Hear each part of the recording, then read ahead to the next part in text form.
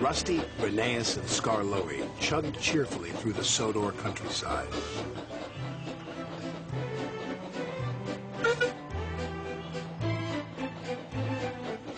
The engines were going to help Duncan with an important job at the incline railway.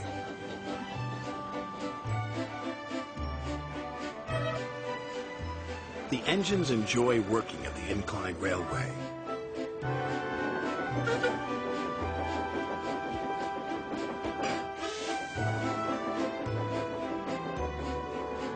They like the clever way the loaded slate cars roll down the incline, pulling the empty slate cars up. But they are always careful. Duncan doesn't like working at the incline railway. He is always impatient to get back to the junction. This makes him careless and gets him into lots of trouble.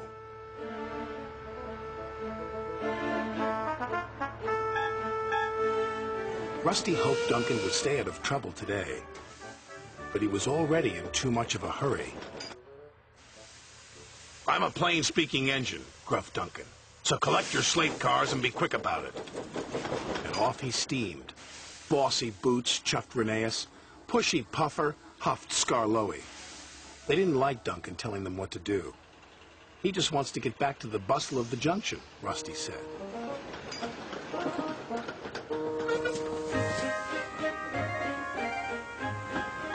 Duncan wanted everyone to work faster. "You're supposed to be helping me," he grumbled, "but you're as slow as snails." "We're proper engines," Rusty huffed crossly. "We follow the rules. We can't send up more than 4 slate cars at a time," chuffed Rheneas.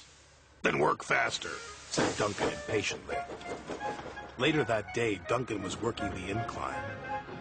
"I'll show you how fast a really useful engine can work," Duncan called as he hastily biffed one slate car into another. And then another. Soon, Duncan had his 4 slate cars. "Nothing to it," he boasted to Rusty. "Those slate cars will pay you back," warned Rusty. "Slate cars don't like to be biffed." "I can handle slate cars," he cried. The 3 little engines could see Duncan was not going to listen. They carefully chuffed away from the incline with their slate cars full of slate. Duncan was so impatient he became even more careless. "I'll show that smelly diesel and those lazy steamers," he said to his driver.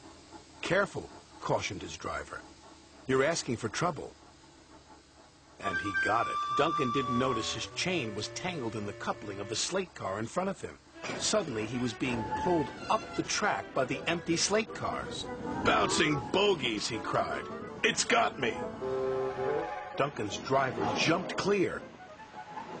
Rusty returned to see Duncan being pulled up the incline. "I tried to warn him," said Rusty. "He never listens," the little diesel's driver said. The chain pulling Duncan's slate cars couldn't hold the weight. It suddenly snapped. Duncan plummeted down the incline. "Help!" he yelled.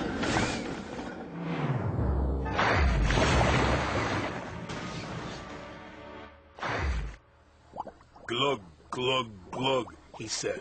"Bluggle my bloiler." Duncan felt foolish and very wet.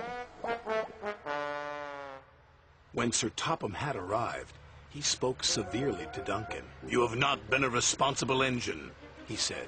"Your impatience has caused confusion and delay, and you owe these engines an apology." "Sorry," Duncan said to Rusty, Rheneas, and Skarloey. "Once you have been repaired," Sir Topham had said, "you will work the incline until you learn to be patient and careful." "Yes, sir," said Duncan.